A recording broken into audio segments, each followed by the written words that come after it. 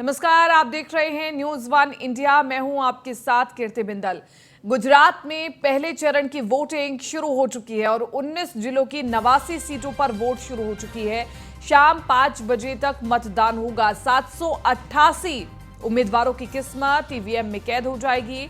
मतदान के लिए 14,382 पोलिंग बूथ बनाए गए हैं और गुजरात का रण इसलिए दिलचस्प है इस बार क्योंकि आम आदमी पार्टी जोर शोर से टक्कर दे रही है मौजूदा सरकार को। इसके अलावा पहले लोगों के पास बीजेपी के अलावा ऑप्शन सिर्फ कांग्रेस था, लेकिन अब आम आदमी पार्टी भी जिस तरह से जनता के बीच में पहुंच रही है और अपनी जगह बनाने की कोशिश कर रही है, उस बीच ये जो पूरा रण है वो दिलचस्प हो चुका है। लोगों की तमाम प्रतिक्रियाएं आई, लेकिन आज मतदान का दिन है तो आज प्रतिक्रियाएं नहीं बल्कि आज लोग सीधा मतदान करेंगे और मतदान केंद्रों पर तैयारियां शुरू हो चुकी हैं और मतदान शुरू भी हो चुका है। शाम 5 बजे तक वोटिंग होगी। 788 ऐसे उम्मीदवार जिनकी किस्मत आज ईवीएम में कैद हो जाएगी। 89 सीटों पर मतदान होना है आज और आप देखिए कि कैसे तैयारियां भव्य लेवल पर की गई हैं। बीजेपी ने 48 सीट जीती थी, कांग्रेस ने 40 सीट जीती थी अगर हम बात करें, और एक सीट पर निर्दलीय का कब्जा था। बीजेपी ने 48 सीटें जीती थी। पिछले 27 साल से यहां पर बीजेपी ही कायम है और एक बार फिर से बीजेपी रिपीट हो इसके लिए तमाम तैयारियां की जा रही है। आप देखिए कि उत्तर प्रदेश के मुख्यमंत्री योगी आदित्यनाथ को स्टार प्रचारक बनाया गया और योगी आदित्यनाथ एक राष्ट्रवादी की छवि में, एक हिंदूवादी की छवि में दिखाई देते हैं वहां पर और श्री राम का नाम लेते हैं और सीधे तौर पर कांग्रेस पर निशाना साधते हैं कि अगर कांग्रेस सत्ता में होती तो फिर राम मंदिर कभी ना बनता। इसके अलावा हम आपको बता रहे हैं कि मैदान में किस दल के इस बार कितने प्रत्याशी हैं। बीटीपी के 14 प्रत्याशी हैं, माकपा के 4 प्रत्याशी हैं। इसके अलावा बीजेपी फुल यहां पर सीटों पर अपने उम्मीदवारों को उतार रही है। निर्दलीय आप देखिए 339 तो निर्दलीय हैं। बीजेपी 89 सीटों पर, कांग्रेस 89 की 89 सीटों पर अपने उम्मीदवार उतार रही है। आम आदमी पार्टी हालांकि यहां पर एक सीट कम पर 88 सीटों पर अपने उम्मीदवार उतार रही है। बसपा 57 सीटों पर उम्मीदवार उतार रही है। बीटीपी 14 सीटों पर अपने उम्मीदवार उतार रही है। तो ये हम आपको ग्राफिक्स के जरिए बता रहे हैं कि कहां पर बीजेपी की कितनी सीटें हैं और कहां पर कितने प्रत्याशी उतारे गए हैं। आम आदमी पार्टी की क्या स्थिति है, इसके अलावा बसपा की क्या स्थिति है, गुजरात में कांग्रेस की क्या स्थिति है। ये तमाम समीकरण समझना बहुत ज़रूरी है क्योंकि चुनाव बहुत महत्वपूर्ण है और इसके साथ साथ बड़ा राज्य भी है जहां पर इतनी सीटें हैं। तकरीबन 200 के पास सीटें, 182 सीटें हैं और 182 सीटों पर 2 चरणों में मतदान हो रहा है, जिसमें आज 89 सीटों पर मतदान हो रहा है। बेहद महत्वपूर्ण दिन आज का और आज 89 सीटों पर जनता तय करेगी कि उसे किसे चुनना है और किस आधार पर चुनना है, किन किन समस्याओं को मद्देनजर रखते हुए चुनना है। ये तमाम चीजें जनता के जहन में होगी। और आज गुजरात के दौरे पर रहेंगे सीएम योगी आदित्यनाथ। सीएम योगी 4 जगह जनसभा को संबोधित भी करेंगे। पाटन जिले की बायड विधानसभा में जनसभा करेंगे, बनासकांठा की धनेरा विधानसभा में भी जनसभा करेंगे, अहमदाबाद जिले की धांधुका विधानसभा में भी जनसभा करेंगे, वडोदरा जिले की बघोड़िया विधानसभा में भी जनसभा करेंगे। तो मुख्यमंत्री योगी आदित्यनाथ लगातार गुजरात में बीजेपी प्रत्याशियों के लिए चुनाव प्रचार कर रहे हैं, जनसभा को संबोधित कर रहे हैं और सबसे दिलचस्प बात यह है कि जितना स्टारडम मुख्यमंत्री योगी आदित्यनाथ का उत्तर प्रदेश में है, उतना ही स्टारडम, उतनी ही अलग छवि और उतना ही क्रेज गुजरात में भी देखने को मिल रहा है। हजारों की संख्या में लोग सीएम योगी को सुनने के लिए पहुंचते हैं और अश्विनी द्विवेदी हमारे साथ बने हुए ज्यादा जानकारी के साथ संवाददाता अश्विनी द्विवेदी, सबसे पहले तो हम टाइमिंग जानना चाहेंगे क्योंकि मुख्यमंत्री गुजरात के दौरे पर होंगे और वहां पर जनसभा को संबोधित करेंगे और उसके अलावा बाकी विषय पर हम बाद में बात करेंगे, लेकिन पहले टाइमिंग के बारे में हम चर्चा करना चाहेंगे। लखनऊ से गुजरात में रवाना होंगे और लमसम 11:20 पर अहमदाबाद एयरपोर्ट पहुंचेंगे। निश्चित तौर पर इसके बाद ताबड़तोड़ 4 रैलियां हैं, जिसमें 4 जिले हैं, पाटन, बनासकांठा, अहमदाबाद और बड़ौदा शामिल हैं। निश्चित तौर पर इससे पहले भी देखा गया जब पहले चरण का जहाँ चुनाव हुआ था, वहाँ पर भी मुख्यमंत्री ताबड़तोड़ रैलियां की और रोड शो के दौरान देखा गया कि भारी संख्या में आज जो है भीड़ इकट्ठा हुई थी, लोग इकट्ठे हुए थे। कहीं न कहीं इसके चलते रोड जाम हो गई थी। निश्चित तौर पर जितना क्रेज उत्तर प्रदेश के अंदर का ये क्या चुनाव का है, तो इतना ही क्रेज दूसरे प्रदेशों में भी है। क्योंकि हमेशा जब जहाँ पे चुनाव होता है, 5 सालों में देखा जा रहा है, चाहे वो पश्चिम बंगाल का चुनाव हुआ हो या फिर हिमाचल प्रदेश का चुनाव हुआ है, किसी अन्य राज्य का, अगर प्रधानमंत्री नरेंद्र मोदी और गृह मंत्री अमित शाह के बाद कोई सबसे डिमांडिंग पर्सन स्टाइल प्रचार के रूप में है, तो उत्तर प्रदेश के मुख्यमंत्री योगी आदित्यनाथ है। निश्चित तौर पर इसी को लेकर के जो लोकल लीडरशिप होती है, जहां पर चुनाव होते हैं, वो ज्यादा से ज्यादा कार्यक्रम है वो मांगते हैं मुख्यमंत्री योगी आदित्यनाथ के। निश्चित तौर पर भाजपा को पता है कि हमारे माहिर खिलाड़ी कौन है और कहां पर उतारना है। मुख्यमंत्री के बारे में कहा जाता है कि सबसे टफ सीटें होती हैं और उनकी जिम्मेदारी ही मुख्यमंत्री योगी आदित्यनाथ को दी जाती है। और उसके बाद जब परिणाम आते हैं तो कहीं ना कहीं सबको चौंकाने वाले परिणाम होते हैं, क्योंकि भाजपा को भी उन सीटों पर थोड़ी उम्मीद कम होती है। लेकिन मुख्यमंत्री प्रचार करते हैं और उसके बाद कहीं ना कहीं 70 से 80% सीटें जो हैं वो भारतीय जनता पार्टी के खाते में आते हैं। तो एक अच्छा स्ट्राइक रेट मुख्यमंत्री योगी आदित्यनाथ का है। कहीं ना कहीं उनकी जो छवि है उत्तर प्रदेश हो या पूरे देश में एक स्वच्छंद छवि है, एक भी दाग नहीं लगा पिछले 5 सालों में बतौर मुख्यमंत्री रहते हुए। तो किसी भी मुख्यमंत्री के लिए, किसी भी सरकार के लिए एक बहुत बड़ी चीज होती है। और कहीं ना कहीं जब दूसरे मंचों पर जाते हैं मुख्यमंत्री, तो इस चीज का दावा भी करते हैं कि हमारे ऊपर एक भी दाग नहीं है और कहीं ना कहीं अगर आप भी फिर से भाजपा की सरकार बनाएंगे तो आपके यहाँ भी इसी तरीके के काम होगा, कोई भी दागदार व्यक्ति है वो सरकार में नहीं रहेगा। निश्चित तौर पर उत्तर प्रदेश पिछले 5 साल में जो काम हुआ कानून व्यवस्था को लेकर के, वो कहीं ना कहीं पूरे देश के अंदर उसका आज डंका बोल रहा है, क्योंकि तमाम प्रदेशों के मुख्यमंत्री हैं वो खुले मंचों से बोलते हैं कि कार्रवाई उत्तर प्रदेश की तरह हुई, यानी कि अगर अपराधी अपराध करेंगे, सुधरेंगे नहीं, तो बुलडोजर उनके लिए तैयार है। निश्चित तौर पर 2022 में जब उत्तर प्रदेश में विधानसभा चुनाव हुआ था, उस दौरान बुलडोजर केस काफी चढ़ के बोला। लोगों ने जो योगी आदित्यनाथ की बुलडोजर नीति थी उसको पसंद किया था। कहीं ना कहीं कोई भी आम आदमी नहीं चाहता कि उसके यहाँ अपराधियों का राज हो या अपराधी जो है आए दिन उनके साथ वारदात करें, क्योंकि किसी भी प्रदेश में कितने भी चाहे औद्योगिक विकास हो जाए, यहाँ पे कुछ भी बेहतर हो जाए, लेकिन अगर वहाँ की कानून व्यवस्था नहीं तो वहाँ की जनता खुशहाल नहीं रह सकती। लेकिन मुख्यमंत्री ने इसी चीज को समझा, चाहे पूर्वांचल का माफिया राज हो या पश्चिम के जो गुंडे थे, सबको समाप्त किया, जेलों के पीछे जेलों में भेजा, साथ ही साथ उनकी संपत्तियां जो थी अवैध तरीके से कब्जेदारी की गई थी उनको नस्ते नाबूद किया, सरकारी संरक्षण में लिया गया। लमसम 44 अरब की संपत्तियां हैं जो माफियाओं की अब तक सरकारी कब्जे में आ चुकी हैं या फिर उनका ध्वस्तीकरण हो चुका। निश्चित तौर पर मुख्यमंत्री की यही छवि है कि जिसको लोग पसंद करते हैं, वाकपटुता के तरीके से बोलते हैं, साथ ही साथ अगर बात करें तो हिंदुत्ववादी छवि है, राष्ट्रवादी उनकी छवि है, लोग इसलिए उनको सुनने के लिए भी आते हैं। निश्चित तौर पर आज फिर एक बार मुख्यमंत्री योगी आदित्यनाथ गुजरात दौरे पर हैं और कहीं ना कहीं पहले चरण का जो चुनाव वोटिंग हो रही है उसी दौरान मुख्यमंत्री का कार्यक्रम दूसरी सीटों पर लगाया गया, तो कहीं ना कहीं इसका असर भी आज दिखाई देगा। 4 जो जिले हैं उन पाटन के अलावा 3 अन्य जिले हैं जहां पर मुख्यमंत्री योगी आदित्यनाथ आज चुनावी प्रचार करेंगे, तो निश्चित तौर पर इसका फायदा जो भाजपा है उसको दिखाई मिलेगा। जी ठीक है, ठीक है अश्विनी, शुक्रिया तमाम इस जानकारी के लिए और बातचीत के लिए। और इसी के साथ साथ आगे बढ़ रहे रामपुर से अगली खबर आपको बता दें, सपा अध्यक्ष अखिलेश यादव का आज रामपुर का दौरा है और आज रामपुर में चुनाव प्रचार करेंगे अखिलेश यादव। दोपहर 1 बजे पहुंचेंगे रामपुर। सपा अध्यक्ष अखिलेश यादव सपा प्रत्याशी आसिम राजा के पक्ष में प्रचार करेंगे। और देखिए अब अखिलेश यादव को रामपुर भी आना पड़ रहा है। जब रामपुर लोकसभा सीट पर उपचुनाव था तो अखिलेश यादव नहीं पहुंचे थे चुनाव प्रचार करने के लिए। खामियाजा समाजवादी पार्टी को भुगतना पड़ा था और इसके साथ साथ बीजेपी ने बढ़त बनाई थी लोकसभा सीट पर। लेकिन बीजेपी इसलिए भी इस बार आश्वस्त है कि देखिए कि लोकसभा की सीट तो हमने जीत करके दिखाई है और अब विधानसभा की बारी है। तो ऐसे में अब अखिलेश यादव को फूंक फूंक करके कदम रखना होगा, पार्टी के लिए प्रचार करना होगा, घर से बाहर निकलना होगा।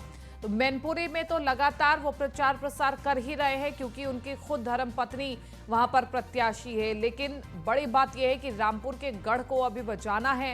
रामपुर का गढ़ अभी पूरी तरह से बीजेपी के सुपुर्द नहीं करना है, तो इसलिए अखिलेश यादव रामपुर आज पहुंचेंगे। फहीम हमारे साथ ज्यादा जानकारी के साथ संवाददाता बने हुए हैं। फहीम, बहुत महत्वपूर्ण है कि अखिलेश यादव रामपुर आ रहे हैं चुनाव प्रचार करने के लिए। याद आता है रामपुर का लोकसभा उपचुनाव, जब अखिलेश यादव आए नहीं थे और उनके ही सहयोगियों ने तंज कसा था कि अगर अखिलेश यादव एसी के कमरों से निकले होते तो शायद ये रिजल्ट ना होते, और इसलिए अखिलेश यादव थोड़े सतर्क भी हो गए हैं। जी कीर्ति, मैं आपको बता दूं कि रामपुर में आज अखिलेश यादव का आना अपने आप में बहुत महत्वपूर्ण है, क्योंकि ये जो दौरा है ये ऐसे वक्त में हो रहा है जब उपचुनाव बहुत जोरों पे है और चंद दिन बचे हैं वोटिंग को। इससे पहले अखिलेश यादव लोकसभा के उपचुनाव के प्रचार में नहीं आए थे और जिसका उन्होंने खामियाजा भी भुगता था, उसमें बहुत बुरी तरह से ये चुनाव हारे थे रामपुर में, जो कि आजम खां की छोड़ी हुई सीट थी। ये जो विधानसभा का उपचुनाव है, ये कीर्ति, ये प्रतिष्ठा का सवाल है, आजम खां की प्रतिष्ठा का सवाल है, अखिलेश यादव की, और इनकी पार्टी की दिशा और दशा तय करेगा ये उपचुनाव, क्योंकि ये यहीं से इनके वजन की शुरुआत होगी और यहीं से इनके कद का आंकलन होगा। आज अखिलेश यादव का रामपुर जो दौरा है वो इसी वजह से है कि वो जो उनका बिखर रहा है वोट, जो उनके पार्टी के नेता भारतीय जनता पार्टी की नीतियों को पसंद कर रहे हैं और भाग रहे हैं, उनको ये रोक सके। क्योंकि इससे पहले जो लोकसभा का उपचुनाव हुआ था उसमें अखिलेश यादव नहीं आए थे, लेकिन रामपुर में इस बार उपचुनाव है विधानसभा का, इसमें अखिलेश यादव आ रहे हैं, तो कहीं ना कहीं वो भगदड़ रोकने की कवायद है। दूसरी बात मैं आपको बता दूं कि सरकार ने भी अपनी पूरी मंत्रियों की फौज यहाँ उतार दी है। कल जो है वो योगी आदित्यनाथ खुद रामपुर पहुंच रहे हैं और पहुंचने के बाद जनसभा करेंगे और अपने प्रत्याशी आकाश सक्सेना के लिए वोट मांगेंगे। तो जिस तरह से रामपुर का ये जो रण है ये दिलचस्प हो चला है, दोनों ओर से आरोप प्रत्यारोप चल रहे हैं। इन आरोप प्रत्यारोप में खास बात यह है कि आजम खां स्टेज पर रोज आंसू बहाते देखे जा सकते हैं, जो अपने आप में बहुत खास बात है। वो भावनात्मक अपील कर रहे हैं और लोगों को ऐसे बयान दे रहे हैं लोगों के बीच। इसके साथ साथ एक और जानकारी आपसे जानना चाहेंगे, क्योंकि बार बार ये आरोप लगाया जा रहा है समाजवादी पार्टी की ओर से कि रामपुर में जबरदस्ती का माहौल बनवाया जा रहा है, बीजेपी की ओर से मार्च करवाया जा रहा है, बूथों को कैप्चर करने का कार्य अभी से किया जा रहा है, जिन अधिकारियों की ड्यूटी लगाई जा रही है वो जाति देख करके लगाई जा रही है, इसके लिए बाकायदा चुनाव आयोग से शिकायत भी की जा रही है। इसको लेकर के जमीनी रिपोर्ट क्या कहती है फहीम? जी देखिए कीर्ति, जहां तक बात है पक्षपात की, तो ये आरोप और प्रत्यारोप का दौर हमेशा से ही चलता रहा है और आगे भी चलता रहेगा। आजम खां की तरफ से हमेशा शिकायत रही है पुलिस से। पुलिस ने जो कार्रवाइयां की हैं वो खासतौर से इस वक्त की हैं और विशेष वर्ग के ऊपर की हैं। जो दबिशें दी हैं वो खासतौर से एक वर्ग के लोगों के यहाँ दी हैं। ये आरोप है आजम खां का। तो जिस तरह से ये आरोप है, लोगों ने देखा भी है कि पुलिस की जो गहमा गहमी है बहुत ज्यादा रामपुर में बढ़ी हुई है और इसको संगीनों के साय में कराने की जो पुलिस की योजना है वो इसी बात में थोड़ा सा आजम खां मुखर होते हैं। क्योंकि चुनाव होते हैं निष्पक्षता के साथ और शांति के साथ, लेकिन यहाँ संगीनों के साय में चुनाव होते हैं। जैसा कि लोकसभा का चुनाव बीता, उपचुनाव, उसमें भी देखा कि वोटर 1500 700 बूथ पे और वोट पड़ रहे हैं 700 वोट पड़ रहे हैं उसमें 700 में। तो पुलिस का पहरा, संगीनों का पहरा। दूसरी बात यह है कि लगातार उत्पीड़न होना लोगों का और लोगों के घरों के दरवाजे तोड़ना, ये विरोध किया है आजम खां ने और उसकी शिकायत की है। हालांकि एडीजी राजकुमार ने इसका खंडन किया है और उन्होंने कहा है कि एक तरफा कोई कार्रवाई नहीं होगी, एक तरफा कोई बात नहीं होगी। हालांकि आजम खां ने यह भी कह दिया कि अखिलेश क्यों आ रहे हैं, अखिलेश ना आए तो फिर उनसे मैं कहूंगा कि अखिलेश यादव से मैं कहूंगा कि वो चुनाव आयोग से कहें कि इनको जीता हुआ डिक्लेयर कर दिया जाए। भाजपा के प्रत्याशी को चुनाव कराने का फायदा क्या है?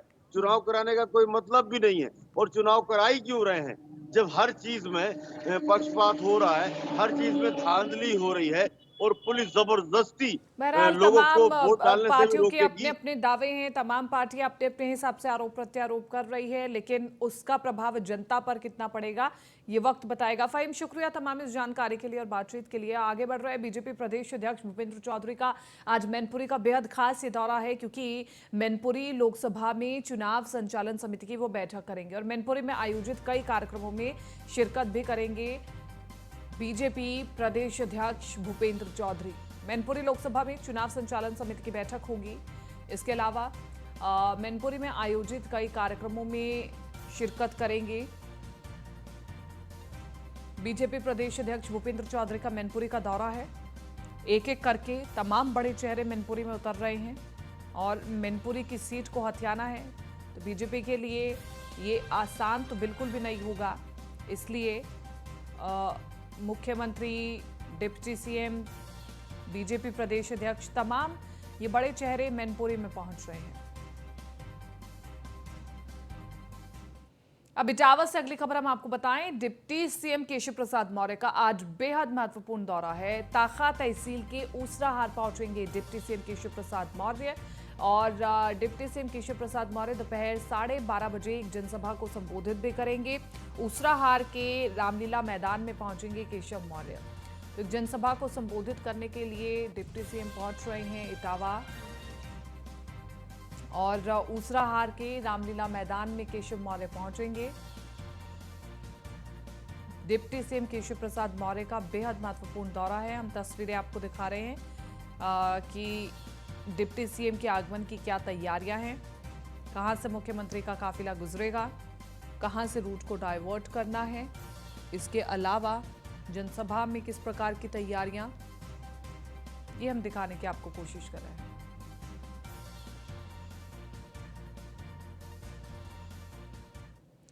मुजफ्फरनगर में खतौली में आज जयंत चौधरी का जनसंपर्क रहने वाला है। 9 गांव में आज जयंत चौधरी का जनसंपर्क रहेगा। जानसाठ कस्बे में भी जनसंपर्क करेंगे जयंत चौधरी। आरएलडी प्रत्याशी हैं मदन भैया और उन्हीं के समर्थन में करेंगे प्रचार प्रसार। मदन भैया के प्रचार प्रसार के लिए जयंत चौधरी पहुंच रहे हैं मुजफ्फरनगर खतौली सीट पर। जानसाठ कस्बे में भी जनसंपर्क करेंगे जयंत चौधरी।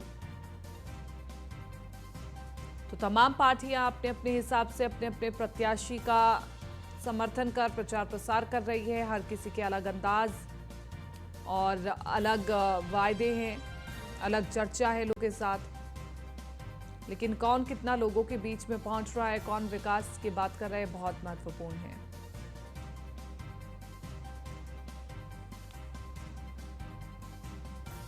तो आरएलडी प्रत्याशी मदन भैया के लिए वोट मांगेंगे जयंत चौधरी।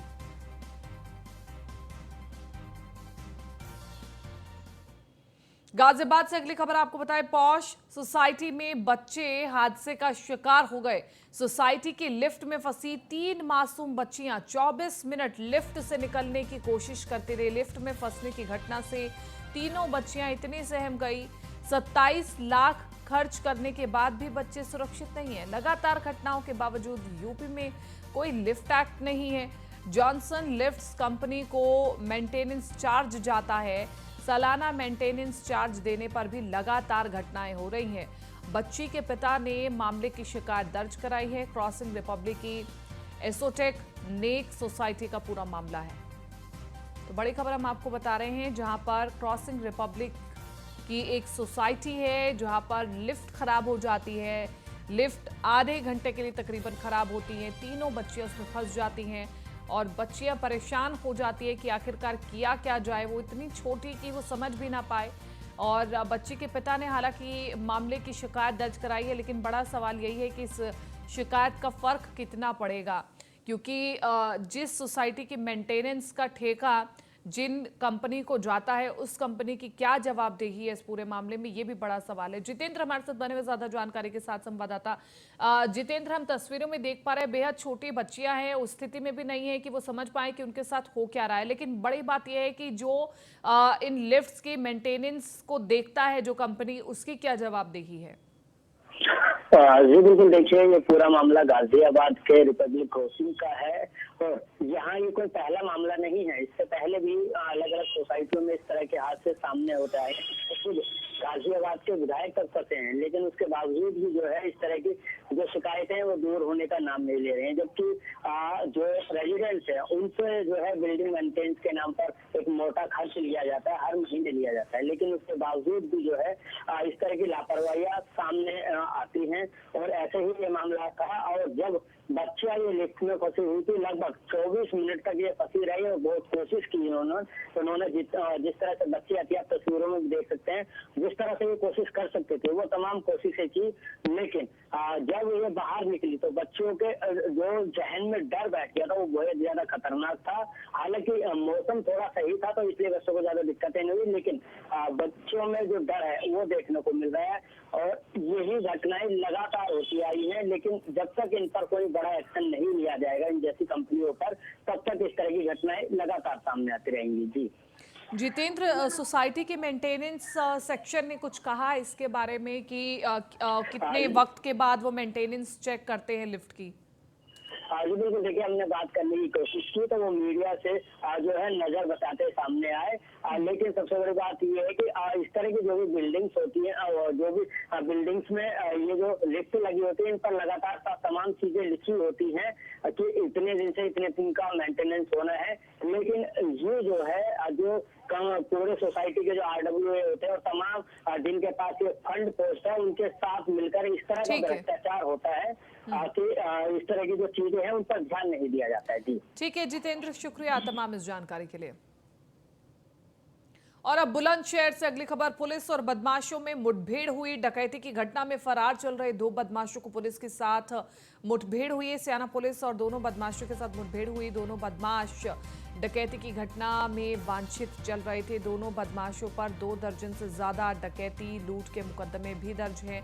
सियाना कोतवाली क्षेत्र भर्रा मार्ग गांव के पास मुठभेड़ हुई। तो बड़ी खबर हम आपको बता रहे हैं, सियाना पुलिस के साथ मुठभेड़ हुई। सियाना कोतवाली क्षेत्र भर्रा मार्ग गांव के पास मुठभेड़ हुई और दोनों बदमाशों पर 2 दर्जन से ज्यादा डकैती लूट के मुकदमे दर्ज हैं। इसके अलावा आपको बताते चले, दोनों बदमाश डकैती की घटना में वांछित चल रहे थे और सियाना पुलिस की दोनों बदमाशों के साथ मुठभेड़ हुई। तो दोनों बदमाश डकैती की घटना में वांछित चल रहे थे। दोनों बदमाशों पर 2 दर्जन से ज्यादा डकैती लूट के मुकदमे भी दर्ज हैं। ये खुर्जा नगर में आज चेकिंग के दौरान थाना खुर्जा नगर की पुलिस लगी हुई थी, जिसमें उनको एक बाइक पे 2 संदिग्ध लड़के दिखाई दिए। उनके द्वारा उन्हें रोकने का प्रयास किया गया, परंतु वे नहीं रुके और खुर्जा से होते हुए फिर बुलंदशहर और सियाना रोड पर आ गए। यहाँ से तब तक सियाना पुलिस को भी खबर लग चुकी थी, वो भी चेकिंग के लिए निकल गई थी। बीच में यह भर्रा रोड पड़ती है चिंगरावटी चौकी के पास। ये लड़के उसी बाइक सवार दोनों संदिग्ध व्यक्ति भर्रा रोड पर मुड़ गए।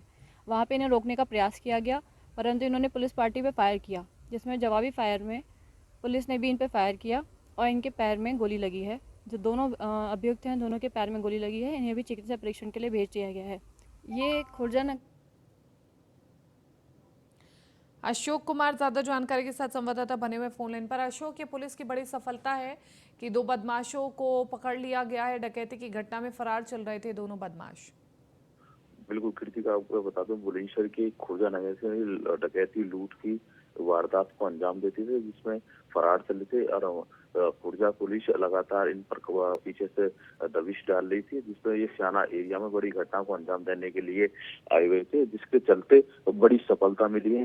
ये करीबन 2 दर्जन से भी ज्यादा इन पर मुकदमे दर्ज बताए जा रहे हैं और सियाना के भर्रा रोड स्थित इन पर मुठभेड़ हुई है। मुठभेड़ के उपरांत इन पर से करीबन 183 मधुमक्खी के डिब्बे बरामद किए हैं और एक तमंचा और एक मोटरसाइकिल और एक जिंदा कारतूस बरामद किया है। और करीबन ये गाजियाबाद, बुलंदशहर और सतारी, अलीगढ़ तमाम जनपदों में ये लूट, हत्या, डकैती की घटना को अंजाम देते, जिस पर बुलंदशहर पुलिस की बड़ी सफलता मिली है। दोनों ही बदमाशों को घायल अवस्था में, पैर गोली लगने से घायल अवस्था में गिरफ्तार किया है। इनका उपचार CSC सियाना में चल रहा है। आज माननीय न्यायालय में इनको पुष्टि किया जाएगा। आगे की वैधानिक कार्रवाई की जा रही है। ठीक है, शुक्रिया तमाम इस जानकारी के लिए। फिलहाल बुलेटिन में मेरे साथ इतना ही। दीजिए इजाजत। नमस्कार।